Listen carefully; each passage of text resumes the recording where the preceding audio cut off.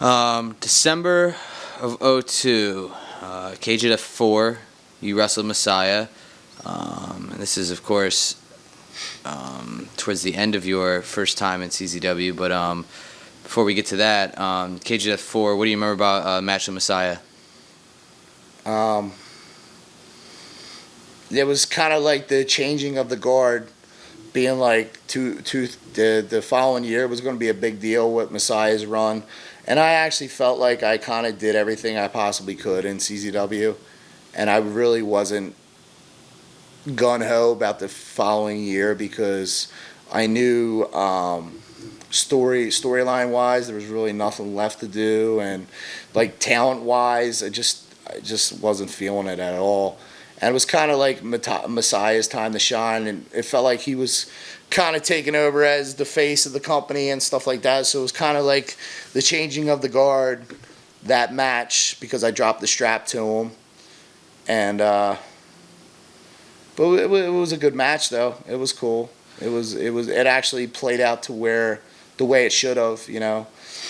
A lot of back and forth and all that, and the big surprise. I mean, people were very, very shocked that he went over for the title, clean and everything. So, I guess we did our job and it went over well. So, A lot of people. It was a good experience that night, but there was a lot of talk was already going on, with me leaving, and there was a lot of rumors floating around. So it was kind of a weird night as well.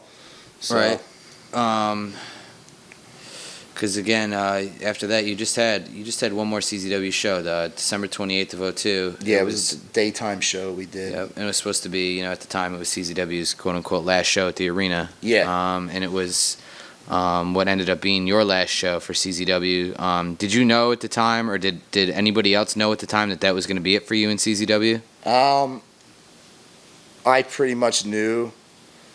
Nick pretty much knew too, but he kept it quiet. I think Messiah knew too, but he kind of asked me, and I was pretty much putting everybody off because I guess he still had friends from out west that were kind of cluing him into on other things. So again, it was a weird match because I think, it was me, Nikki, and Messiah, and in some way or another, I think all three of us, obviously knew what was going on. So it was a weird day. So, but to think that, being in the wrestling school in CZW and the first show and me sitting in the middle of the wrestle, it's 11 o'clock at night on a Friday night, a day before a show at the warehouse, just looking up, sitting in the middle of the ring in the dark and just looking up at the ceiling and just thinking of what this company could be, and then, being the face of the company, and then realizing that's my last show and I'm going to a different company, and, I'm going to be hated by the boys and stuff like that. It was just, it was a weird feeling, but at that time it had to do with financial, and people took it personal, and, I understand why they did, but I just did it for my family and for the financial position I was in at the time. So, all right, and of course we're talking about your jump to XPW. Yep. Your last show CZW is December 28th of '02. Your first show with XPW was January 18th of '03. How did the whole deal go down between you and XPW? Who set it up? Who was the phone calls? I forget. I think it was Kevin Kleinrock that actually heard that I was interested in.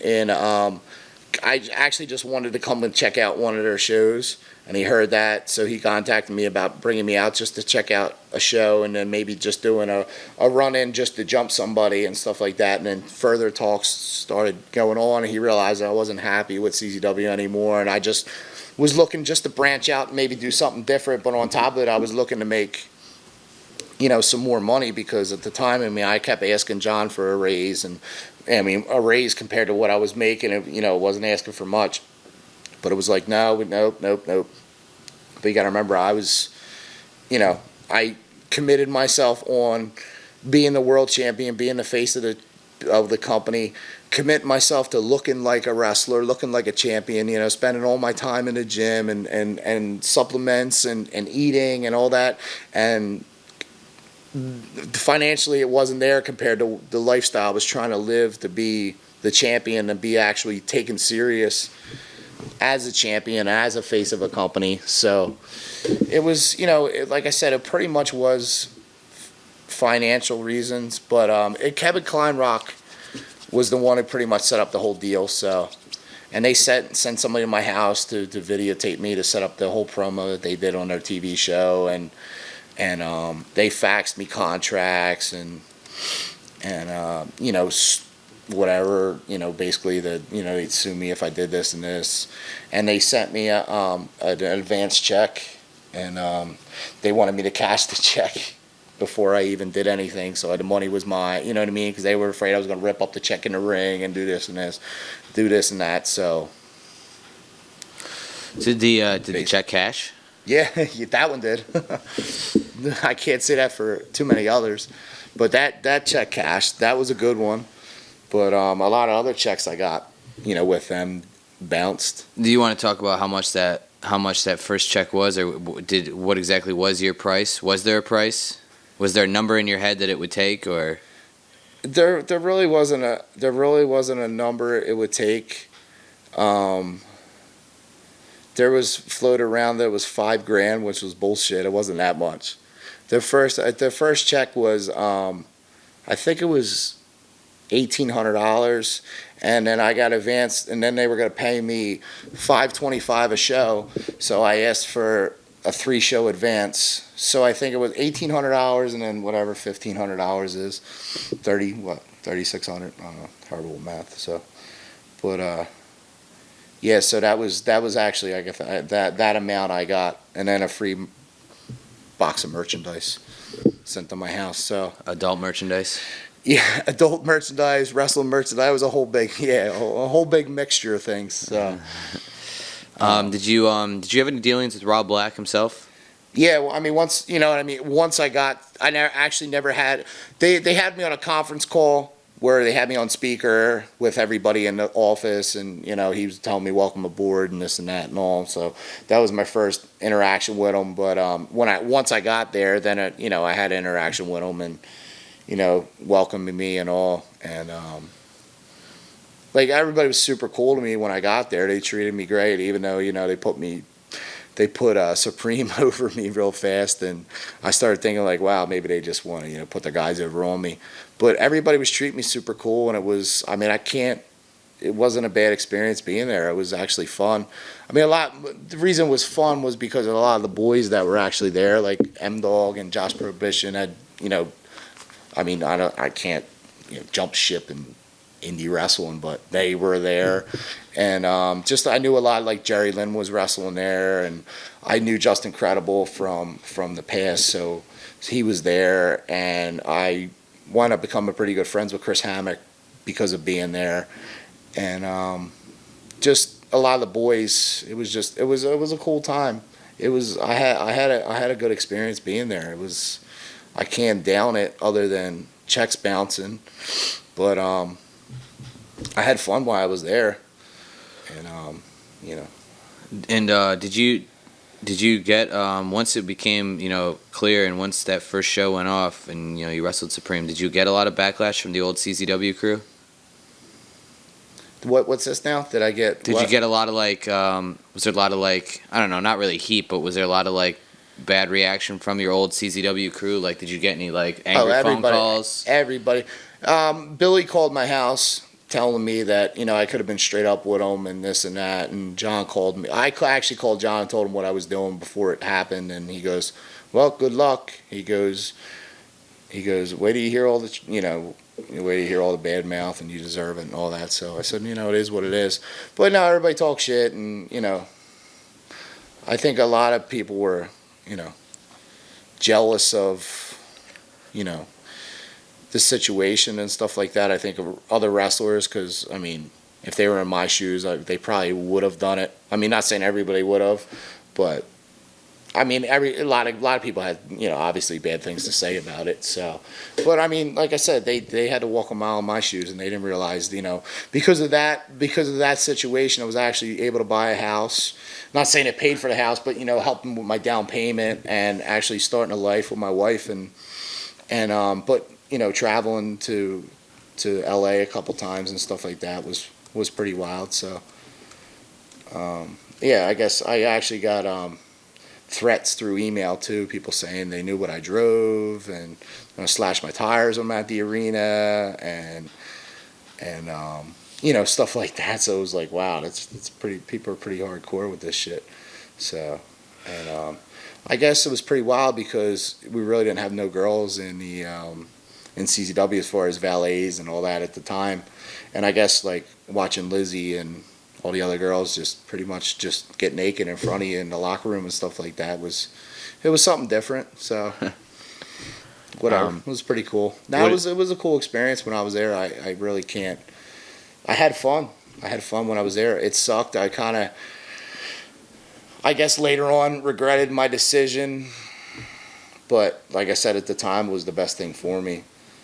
So you ended up you only lasted, well, it's not that you only lasted, but the company only lasted 5 shows after you made it there. Yep. You made it out to Cali for a couple shows. You wrestled Chris Candido a couple times. What was that like? Yeah, that was awesome. That was actually another one of my goals that I accomplished.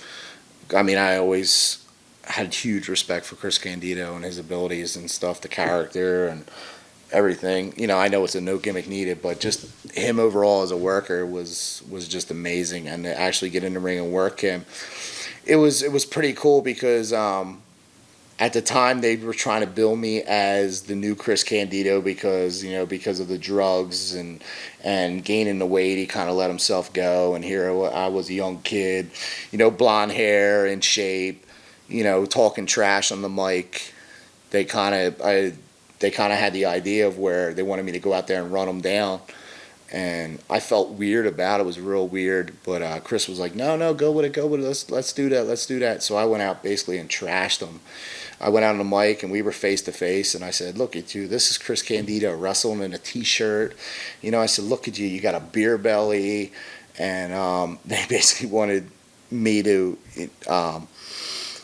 do a lot of the old school, shit, kicking the balls and all the stuff that he used to do, and kind of bill me as a new Chris Candido. And they wanted to have the whole thing with Tammy go with me, and she was with me now, and this and that. But it was, things change fast. So I was excited to be there. Like I said, as far as being in the mix with Chris Candido. And the first match that we had was pretty cool, and we tore the house down. And he did a pile drive to me through the table, and it was a good match. It was a fun match, and I want that match on DVD or video.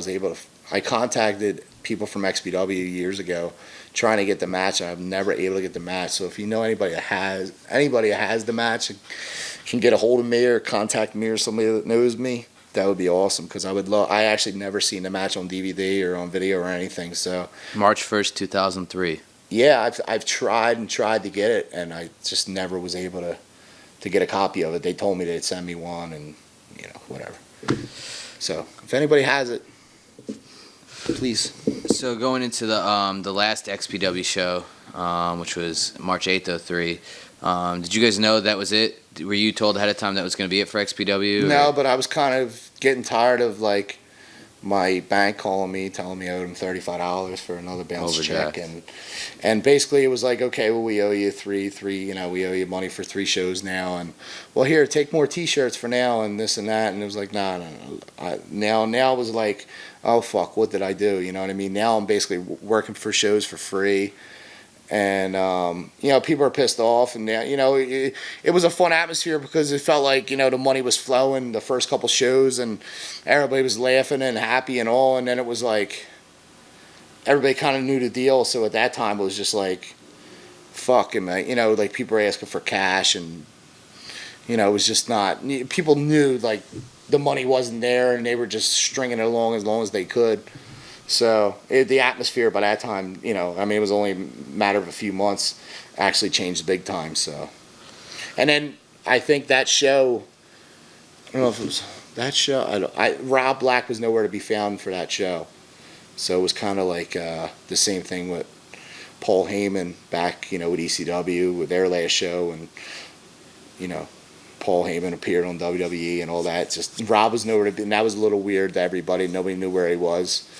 And so, but actually, I mean, I can't hold too much offense because they did send me cash to reimburse me for the shows, which blew my mind. I mean, I thought it was lost money, but they actually sent me cash inside a Lizzie Borden exposed DVD.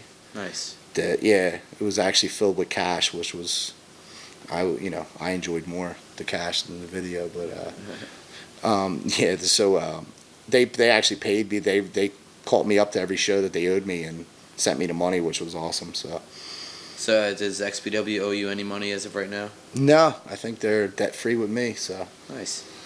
that sucks because that would have been a lot of money if tacked on.